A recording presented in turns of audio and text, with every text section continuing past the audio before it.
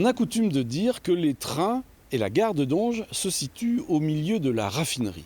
En fait, c'est tout l'inverse. Au cours de l'histoire, c'est la raffinerie qui s'est construite de part et d'autre de la voie ferrée.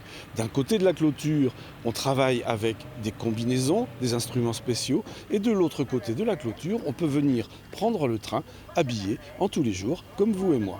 Et cette situation ne pouvait plus durer. Passe par Donges un site industriel classé Céveso, des TGV, des TER et des trains de marchandises. Le projet de contournement ferroviaire des sites industriels de Donges a émergé en 2015 à la suite de la signature du plan de prévention des risques technologiques et industriels.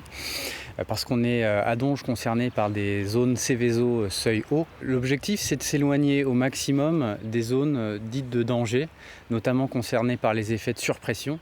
Et cet éloignement de l'infrastructure ferroviaire permet justement de diminuer d'un facteur 10.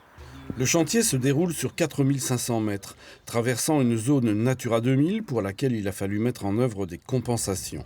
Ce printemps, les techniciens mettent la dernière main aux installations de sécurité. Vous avez ici le raccordement est et l'ensemble du contournement est piloté à partir de ce poste, ce shelter que l'on appelle. On a 3 parties, la partie énergie, la partie télécommunication et la partie signalisation du secteur.